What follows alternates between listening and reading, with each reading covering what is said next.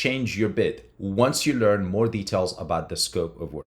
Sometimes you get jobs with budget. That doesn't mean necessarily the maximum the customer is willing to pay is 100. You can bid more, you can bid less. It's entirely up to you. That's, of course, depends on how much work is required. But when you see, for example, this job details is not so clear, the customer didn't include any photos, you don't know what you're getting into. So instead of sending a fixed bid, you could just go ahead and hit the bid button, enter a price, say 100, but then just let them know this is not a final bid.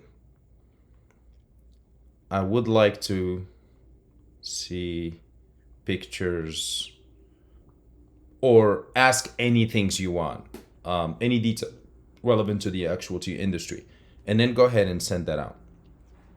The customers at this point are going to see your bid and all of the bids you sent. Notice how in the home screen, you click on job bid, this will show you all of the jobs that you bid on. And let's say you learn a little bit more details. Now you can say, okay, based on what I've learned, this would cost $175. Now, assuming you go use the chat between you and the customers and they're okay with that, then you go back here and then you change the price to $175. Now they're going to be getting the new bid. You must do this before they hired you. This way, we make sure that they have enough funds available to pay for the job when it's completed. Again, it's a very simple and easy process how to change your bid. You could do it from the home screen by simply going to job bids and see the jobs that you sent to and then change that out. Hope you like this video.